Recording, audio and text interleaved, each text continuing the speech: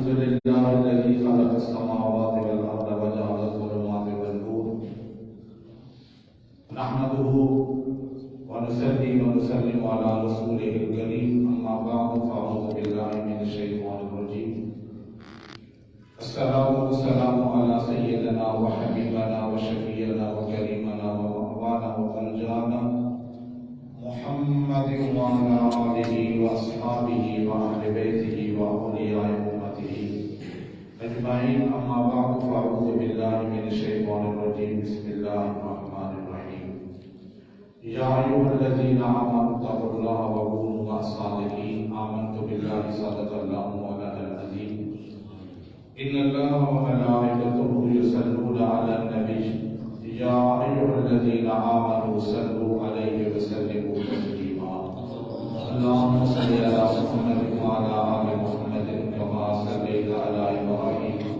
وعلى آل إبراهيم إنك حميد مجيد الصلاة والسلام عليك يا سيدي يا رسول الله وعلى آلك وصحابك يا سيدي يا حبيب الله الصلاة والسلام عليك يا سيدي يا رسول الله وعلى آلك وصحابك يا سيدي يا خاتم النبيين قوت عشق سے ہر پست کو بالا کر دے قوت عشق سے ہر پست کو بالا کر دے دہر میں اسم محمد سے اجالا کر دے کہ محمد سے وفا تو نے تو ہم تیرے ہیں کہ محمد سے وفا تو نے تو ہم تیرے ہیں یہ جہاں چیز ہے کیا لو قلم تیرے ہیں نگاہیں مرد مومن سے بدل جاتی ہیں تقدیریں نگاہیں مرد مومن سے بدل جاتی ہیں تقدیریں جو ہو ذوق یقین پیدا وہ کٹ جاتی ہیں زنجیریں میرے نہایت واجب الاحترام جناب علامہ پیر سید امتیاز حسین شاہ صاحب شیرازی دامت برکاتہ القدسیہ برادر ممبر پیر سید عبد الرحمن شاہ صاحب الازہری دامت برکاتہ القدسیہ اور میرے مہمان معزز مشفق جناب پروفیسر ڈاکٹر جاوید احمد صاحب اور علماء کرام میرے پیارے رسول صلی اللہ علیہ وسلم کا کلمہ پڑھنے والے امت محمدیہ صلی اللہ علیہ وسلم کے مہکتے ہوئے پھولوں اور آج کی محفل کی جو اسپیشلی نعت خوان جناب حاجی عبدالرؤوف صاحب دعوت برکاتہ القدسیہ اللہ رب العالمین کی بارگاہ میں دعا ہے کہ ان بزرگوں کے سامنے بیٹھ کر مجھ جیسے طالب علم کا بولنا یہ سورج کے سامنے چراغ دکھانے والی بات ہے لیکن ہمیں کچھ بزرگوں نے یہ بھی سبق سکھایا ہے اساتذہ کے سامنے اور سینئر ساتھی کے سامنے گفتگو کرنے سے انسان کی حوصلہ افزائی ہوتی ہے اور جہاں کمزوری نظر آتی ہے تو سینئر ساتھی اصلاح کر دیتے ہیں بہرحال آج کی یہ محفل 11ویں شریف کے نام سے منسوب ہے الحمدللہ قبلہ حضور ضیاء الامت رحمۃ اللہ تعالیٰ کے ٹکڑوں پہ پڑھنے والے ہر اس خادم کا یہ معیار ہے کہ سامنے بیٹھے ہوئے سامعین خواہ وہ 5000 کی بڑے اجتماع میں ہوں یا 500 کے روپ میں ہوں یا 5 بندے بیٹھے ہو جو ہم نے پیغام جو 5000 کو دینا ہوتا ہے وہی پیغام ہم نے 500 کو دوسری محبت سے دینا ہوتا ہے ہماری کوشش یہ ہوتی ہے کہ عوام الناس تک قرآن پاک کا صحیح پیغام پہنچایا جائے آج قوم سوگ و گداز کا شکار ہو گئی ہے آج ہماری قوم سوگوں میں کھو گئی ہے تمام کی دنیا کے دلدادے ہو گئے جو ہماری بیسک ضرورت تھی اس کو ہم بھلا بیٹھے ہیں سوگ و گداز میں آ کر چند شیر پڑھ کر بلے بلے کہہ کر چلے جائیں نہ سننے والے جھوم تو جائیں گے لیکن ان کا ایمان اور عقائد کی درستگی شاید کہ بہت کم نہیں ہوگی۔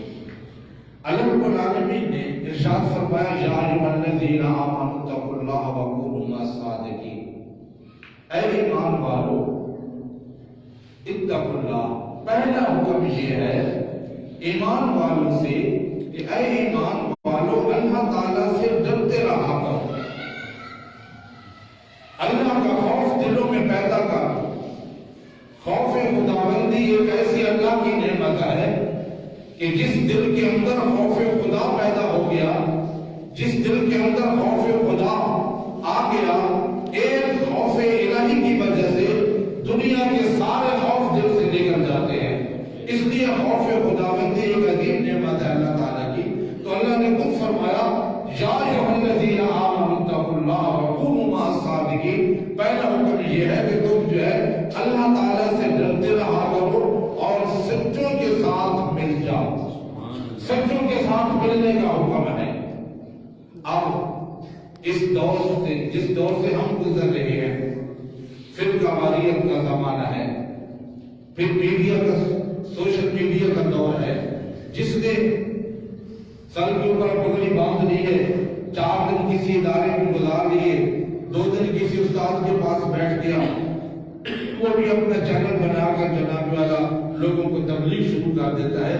اسے بنیادی طور پہ صرف اور نام کی گرامر کا علم بھی نہیں ہوتا، لیکن لوگوں کا برابر رہنما بن جاتا ہے۔ اس لیے ہم آج جہاں اپنی نسلوں کے لیے یہ سوچتے ہیں کہ اپنی نسلوں کے ہمارے جانے کے بعد ہماری اولاد کے پاس مکان ہونا چاہیے، ہماری اولاد کے پاس بینک بیلنس ہونا چاہیے، جتنی ہمیں اولاد کی دنیا کی فکر ہے اس سے کہیں بڑھ کر انہیں کے ایمان کی بھی فکر کرنی چاہیے۔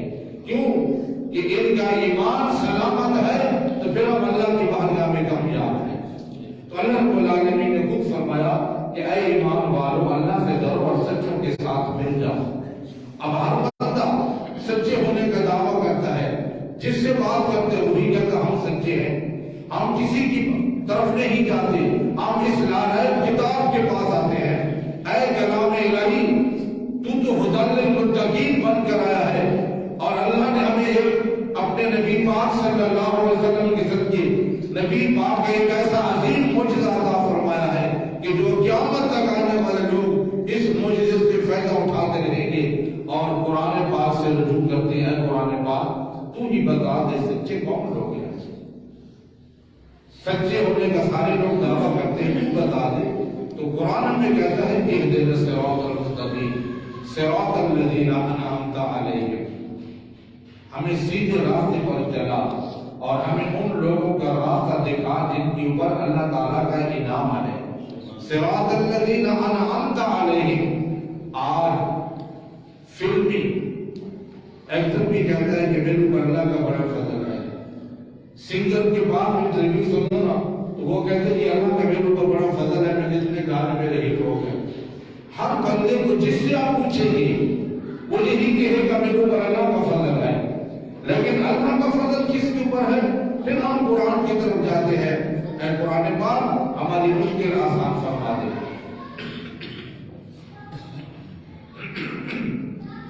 اہدنا الصراط المستقیم صراط الذین انعمت علیہم، قرآن پاک فرماتا ہے انعم اللہ علیہم من النبیین والصدیقین والشہداء والصالحین وحسن اولئک رفیقا، اللہ کا انعام نبیوں پر ہے۔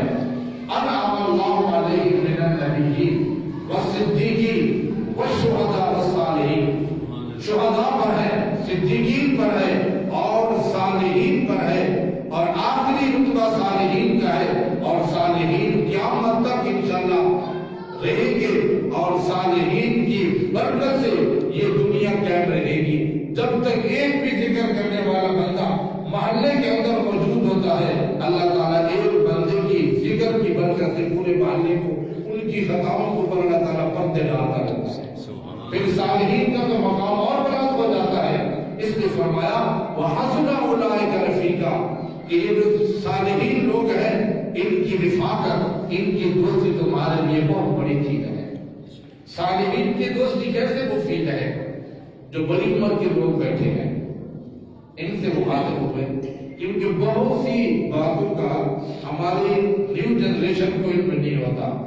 جن لوگوں نے پرانے وہ دستے والی چکی دیکھی ہے نا، دستے والی چکی جس میں آٹا پیستے تھے، تو اس چکی کے نیچے نا ایک کلی ہوتی ہے، اس کلی کے اوپر نا پاٹ اوپر والا گھمایا جاتا ہے، اور وہ پاٹ جو گھمایا جاتا ہے اور اس کلی کو پتہ کیا کہتے ہیں، اس کلی کو قطب کہا جاتا ہے۔ اس کلی کی یہ خصوصیت ہے، دانے بھی اس کلی کے اوپر ڈالے جاتے ہیں، دانے ڈال کر اس پاٹ کو گھمایا جاتا ہے، جو دانا اس کلی کے ساتھ جڑ جاتا ہے، جو دانا اپنا تعلق کلی کے ساتھ مضبوط کر لیتا ہے، کلی کو چھوڑنا نہیں چاہتا، کلی کے قریب رہنا چاہتا ہے، تو صبح سے لے کر شام تک جتنی تیزی سے اس پاٹ کو گھماتے رہو وہ دانا سلامت رہتا ہے۔ جو ہی دانا کلی سے دور ہوتا ہے، پاٹ گھومنے کی دیر ہوتی ہے اور وہ دانا اپنا مقام کھو جاتا ہے، اپنی حیثیت کھو دیتا ہے، وہ دانا سلامت نہیں رہتا، وہ دانا جو ہے وہ آٹے کے روپ میں پس جاتا ہے۔ اس لیے اگر ہم چاہتے ہیں کہ ہمارا ایمان سلامت رہے، ہمارے عقائد سلامت رہے، ہم خود سلامت رہے، ہمیں کسی نہ کسی کتب کے ساتھ اپنا تعلق بنانا ہوگا، کسی اللہ والے کے ساتھ تعلق بنانا ہوگا، کسی اللہ کے محبوب بندے کے ساتھ تعلق بنانا ہوگا۔ جب اللہ والے کے ساتھ ہمارا تعلق بن جائے گا تو پھر ہمارا وجود جتنے ہمارے اوپر حادثات زمانہ آتے رہے، حادثات کی ترجانیاں چلتی رہی، زمین و آسمان کے اوپر جتنے مصائب آتے رہے، ہمارا تعلق اگر کسی کتب کے ساتھ ہو گیا، ہمارا تعلق کسی سانے کے ساتھ ہو گیا، پھر حادثات زمانہ ہمارا کچھ بھی نہیں بگاڑ سکتے۔ جس طرح میں نے آپ کو مثال دی ہے کہ صبح سے لے کر شام تک اس پاٹ کو گھماتے رہو، وہ دانا جب تک کلی کے قریب رہتا ہے وہ سلامت رہتا ہے، برقرار رہتا ہے، جو ہی اس سے دور ہوتا ہے وہ پس جاتا ہے۔ اس لیے میرے دوستو، ہمیں اگر اپنے آپ کو بچانا ہے، اپنے عقائد کو بچانا ہے، تو اللہ والوں کے ساتھ تعلق بنانا ہوگا۔ اس لیے کسی نے کہا تھا کہ تیری نسبت نے سنوارا ہے میرا انداز حیات، میں اگر تیرا نہ ہوتا تو سگے دنیا ہوتا۔ اور کوئی کہے اٹھ کے کہ جناب والا یہ ڈاکٹر صاحب نے اپنے دوست کو بلایا، ولیوں کی تعریف کر کے چلا گیا، نانا ہم جو بھی بات کرتے ہیں الحمدللہ قرآن پاک میں کھول کے ہم کا سامنے رکھا ہوا ہے۔ اللہ کے ولی کی شان کیا ہوتی، کیا یہ ولیوں کی کرامات، ولیوں کا ماننا، ولیوں کی مدد۔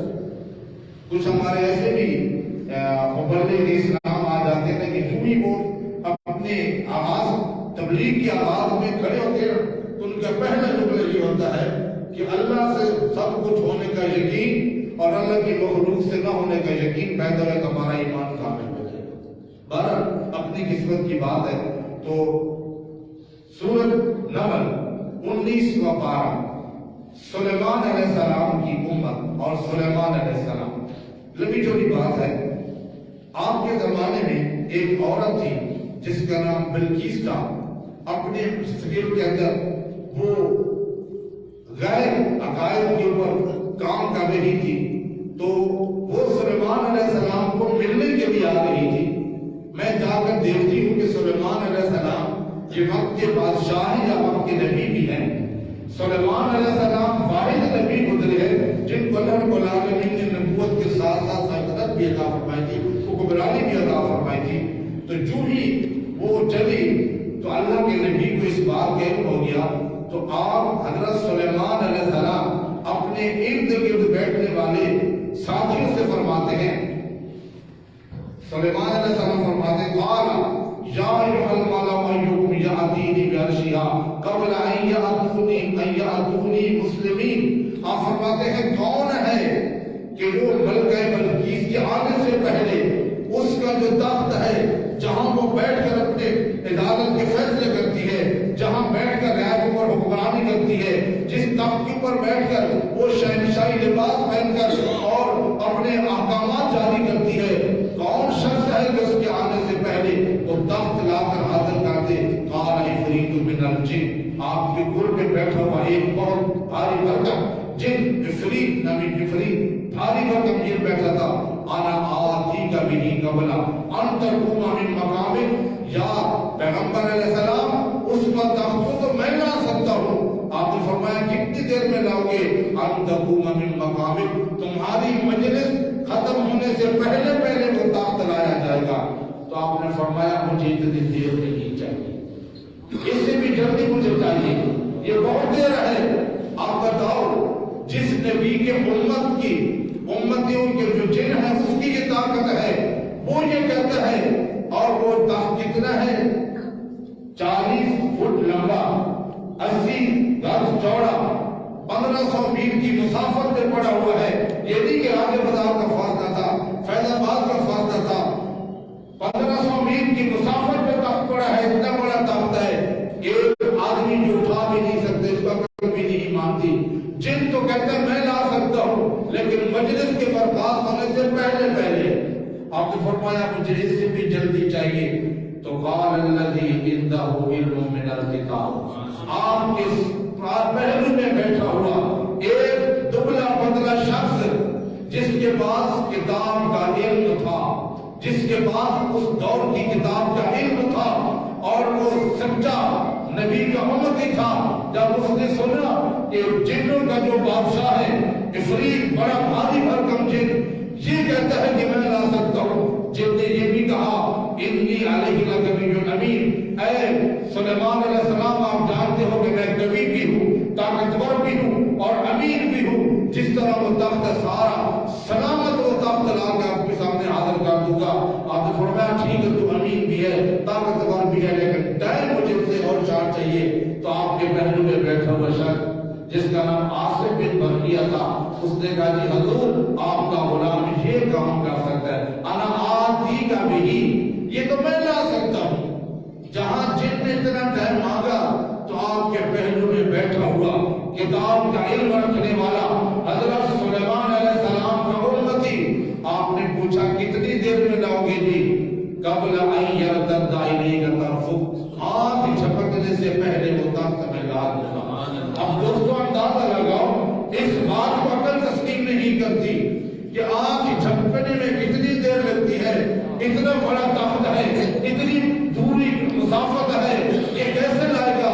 لیکن صرف آپ نے کہا نہیں بلکہ فلما رآہ مستقرا عنده، اور یہ بات کہتے ہوئے اور ہاتھ کو بڑھایا اور آگے وہ تخت سامنے پیش کر دیا۔ اللہ رب العالمین دوستو، اگر سلیمان علیہ السلام کے امتی کو اللہ نے یہ مقام عطا فرمایا، پھر مجھے بتاؤ کہ آقا انعامدار امام الانبیاء تاجدار مدنی صلی اللہ علیہ وسلم کے ولیوں کا کیا مقام ہوگا؟ اس لیے اگر سلیمان علیہ السلام کی امت کے ولیوں کو اللہ نے اتنی طاقتیں عطا کر دی ہیں، پھر امت محمدیہ صلی اللہ علیہ وسلم کے غوث اعظم رضی اللہ تعالیٰ عنہ کی کیا شان ہے؟ غوث اعظم رضی اللہ تعالیٰ عنہ کا تو مقام بہت دور کی بات ہے، آپ کے جو غلام ہیں، آپ کے جو خدام ہیں، ان کی شان کیا ہے؟ حاجی عبدالروف صاحب کی مسجد میں خطیب صاحب گزرے ہیں، جناب والا مفتی شمس الدین صاحب رحمت اللہ تعالیٰ عنہ کی بخشش فرمائے، بلکہ ان چند دنوں پہلے اسی دربار کے ان کے پاس سردار آئے ہوتے، حاجی صاحب اچھی طرح جانتے ہیں پیر سراج الحسن صاحب کو شریف والے، ان کے والد گرامی خواجہ غلام قاسم اپنے دور کے چور ہیں، بدماش ہیں، ڈاکو ہیں، پیچھے پولیس پکڑنے کے لیے آ رہی ہے اور اپنے پیر کے آستانے پر پہنچ جاتے ہیں۔ پیر صاحب کھلی جگہ پر بیٹھے ہیں، چھپر کے نیچے بیٹھے ہیں، عرض کرتے ہیں حضور آپ کا غلام ہوں اور پیچھے پولیس پکڑنا چاہتی ہے، مجھے بچا لو۔ آپ فرماتے ہیں مسجد میں چلے جاؤ، پولیس پیچھے آ رہی ہے اور آپ مسجد میں چلے گئے۔ جب پولیس آتی ہے تو وہ پوچھتے جہاں ایک چور آیا، ہمیں مطلوبہ شخص یہاں پر آیا، تو آپ نے فرمایا یہ فقیر کا ڈیرا ہے، یہاں تو لوگ آتے رہتے ہیں، مجھے کیا خبر، یہاں چور بھی آتے ہیں، بدماش بھی آتے ہیں، شریف بھی آتے ہیں اور سلوک کے طالب بھی آتے ہیں، نہیں تو فقیروں کا ڈیرا یہاں پر لوگ آتے رہتے ہیں۔ ادھر ہی کوئی بندر گیا ہے، جاؤ آپ کے سامنے کو مسجد میں کو بندر گیا، اس کو پکڑو۔ وہ ساری پولیس مسجد میں جاتی ہے، وہ ان کو نظر نہیں آتا۔ جب پولیس واپس آتی ہے آپ کے شہر کے قدموں میں گرتے ہیں اور شہر کے قدموں پر گرتے ہیں، شہر ان کو اپنے سینے سے لگاتے ہیں، بس سینے سے لگانے کی دیر تھی، نگاہ ولی میں یہ تاثیر دیکھی، بدلتی ہزاروں کی تقدیر دیکھی. وہ پھر خواجہ غلام قاسم وہ چور نہ رہا بلکہ اللہ نے یہ ولیوں کی صفوں میں شامل فرما دیا. یہ تو حضور غوث اعظم کے غلاموں کی شان ہے. خواجہ غلام حسن سوا اسی کی بات ہو رہی ہے. یہ لیا کروڑ کے اندر کا دربار ہے. خواجہ غلام حسن سوا رحمۃ اللہ تعالیٰ علیہ آپ کے اوپر سکھوں نے ہندوؤں نے ایک مقدمہ دائر کروا دیا کہ جی یہ وہ بزرگ ہے ہمیں زبردستی کلمہ پڑھوانا چاہتا ہے. زبردستی آپ کے خلاف مقدمہ ہو گیا. جج صاحب نے بنا لیا. ایک طرف ہندوؤں کی جماعت کری ہے اور ایک طرف اللہ کا فقیر ہے. اور وہ فقیر جب عدالت میں جاتا ہے جی مجھے بلایا گیا, جی آپ کو بلایا گیا, آپ لوگوں کو جو ہے وہ زبردستی کلمہ پڑھاتے ہیں. آپ نے فرمایا جج صاحب ٹھیک کہتے ہیں, ان کو تو ٹھیک ہے میں نے کلمہ پڑھایا, ایسے اشارہ کیا, ان کو تو میں نے کلمہ پڑھایا ہوگا. جج صاحب آپ بتائیں آپ کو کلمہ کس نے پڑھایا؟ بس جدھر انگلی پھرتی گئی اللہ کے ولی کے سارے ہاتھ میں اللہ اکبر لا الہ الا اللہ کی صدائیں گونجنے لگ گئی ہے. سارا عدالت کا کمرہ جو تھا, عدالتی فیصلے رک گئے, وہاں پر وہ کمرہ عدالت جو تھا اللہ اکبر کے نام سے لا الہ کی صداؤں سے بلند ہو گیا. آپ نے فرمایا جج صاحب تجھے کس نے کلمہ پڑھا؟ جب بھی کلمہ پڑھ رہا تھا جتنے لوگ وہاں پر غیر مسلم کھڑے تھے سارے کو اللہ رب العالمین نے ایمان کی دولت سے والا ہاتھ فرما دیا.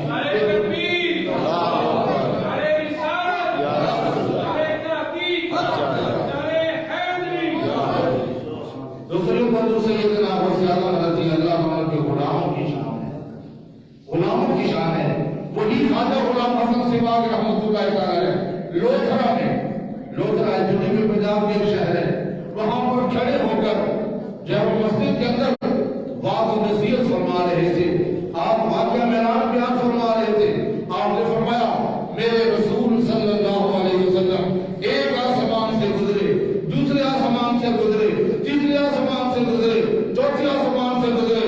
جب آپ نے 7 آسمانوں کا نام لیا نا تو محفل میں ایک جب نقال میں بیٹھا تھا, تنقید کرنے والا بیٹھا تھا, وہ کھڑا ہو کے اس نے کہا علامہ صاحب کیا آسمانوں کے دروازے لگے ہوئے تھے؟ کیا آسمان آپ کے گزرے سے پھٹا نہیں ہے؟ آسمان کا سوراخ نہیں ہوا؟ کیا آسمان کے دروازے تھے ایسے ہی کھڑے تھے؟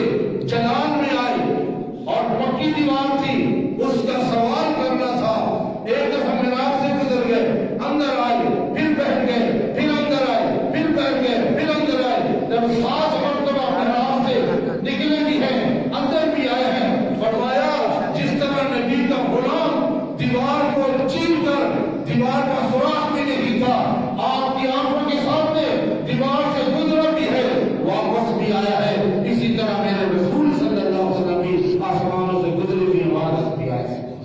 یہ عظمت والوں کی شان ہے. اس لیے فرمایا کہا جاتا ہے نگاہ ولی میں یہ تاثیر دیکھی بدلتی ہزاروں کی تقسیم دیکھی.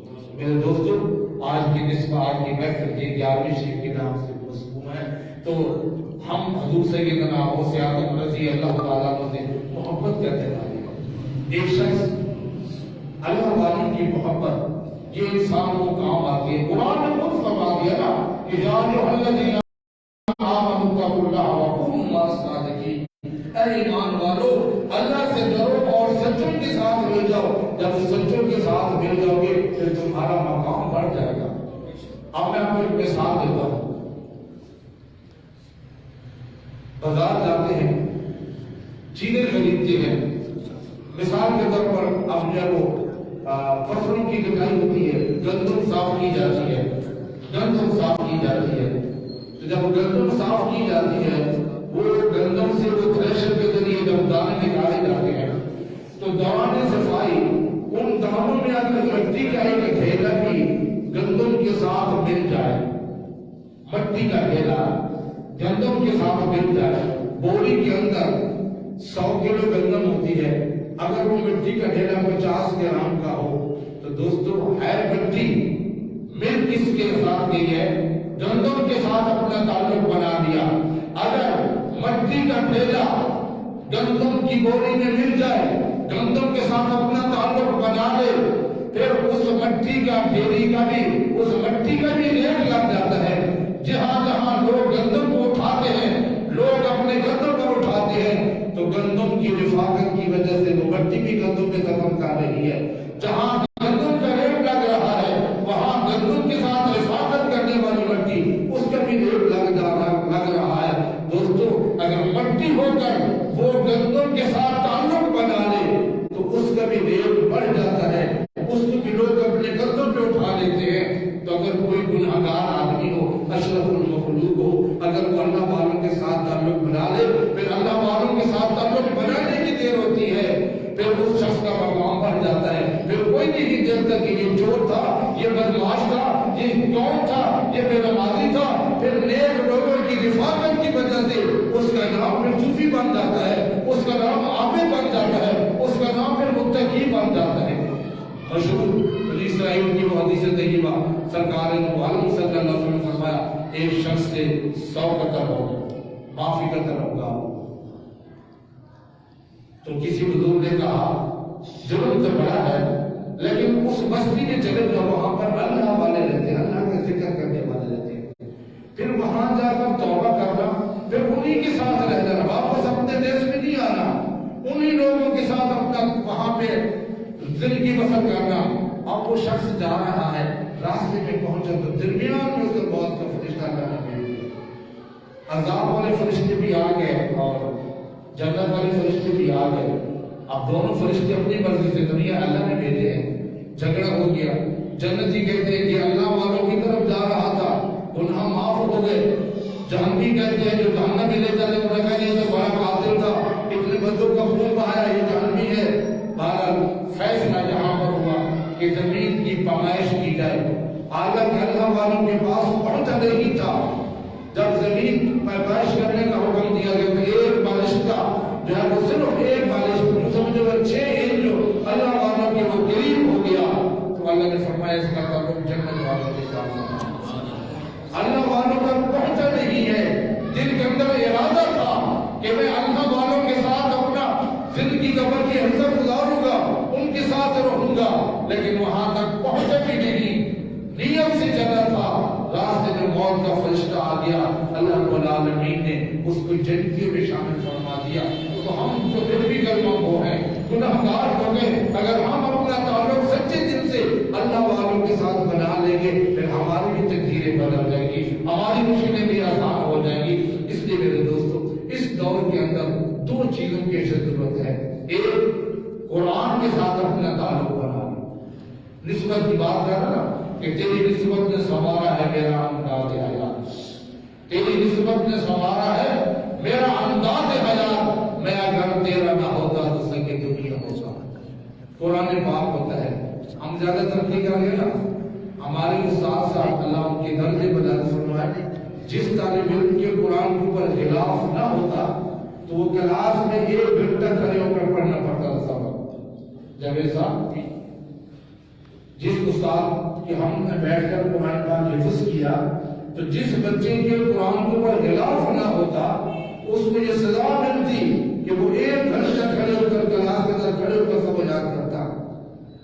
ہم تو قرآن سے غلاف اتر گئے، زیادہ ترقی کر، زیادہ تعلیم حاصل کر رہی ہم لوگوں نے۔ تمہارا قرآن پاک کے ساتھ اگر بھی 5 روپے کا کپڑا بھی لگا دیا جائے نا، جو قرآن کے اوپر غلاف لگا دیا جاتا ہے، آپ وہ قیمتی نماز اور عام کپڑا لگا دیں۔ جب آپ قرآن پاک کو اٹھائیں گے، قرآن پاک کو آنکھوں سے لگائیں گے، قرآن پاک کو سینے سے لگائیں گے، لیکن قرآن پاک کے اوپر جو غلاف بنا ہوا ہوگا، اور وہ 15 روپے والا کپڑا ہو یا 500 روپے والا میٹر ہو یا 4000 روپے والا میٹر ہو، لیکن قرآن کی نسبت سے آپ یہ نہیں دیکھیں گے کپڑا کتنا قیمتی ہے، آپ یہ دیکھیں گے کہ اس کا تعلق قرآن کے ساتھ بن گیا ہے۔ قرآن پاک چھونے سے پہلے آپ اس کپڑے کو دھوکہ دیں گے، کیونکہ کپڑے کا تعلق قرآن سے ہو گیا۔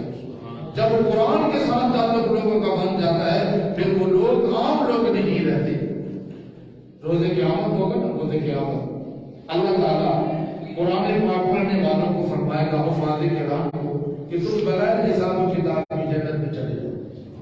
قرآن پاک سیکھنے والے، قرآن کے سیکھنے والے، حافظ قرآن، جب وہ جنت میں جانے کا ارادہ کریں گے تو پھر آئیے آواز، ان کو روک لو، پھر روک دیے جائیں گے، آواز آئے گی کہ ان لوگوں کو بھی تو آنے دو نا جن لوگوں نے تمہیں کھانے کھلائے ہیں، جن لوگوں نے تمہیں کپڑے پہنائے تھے، جن لوگوں نے تم سے محبت کی تھی۔ تم تو اپنے دیش سے دوسرے شہر میں تھے، لیکن تم قرآن پاک پڑھنے کے لیے، قرآن پاک سیکھنے کے لیے دوسرے شہر میں گئے تھے۔ وہاں کے باشندے کوئی لوگ آپ کے لیے کھانے کا اہتمام کرتے تھے، آپ کو لباس پہناتے تھے، اب ان کو بھی ساتھ لا لے دو، وہ بھی آ جائے، پھر سارے مل کر بغیر حساب کتاب کی جنت میں چلے جاؤ۔ تو قرآن پاک سے تعلق بنانے والوں کے لیے یہ ساری جو خوشخبریاں ہیں۔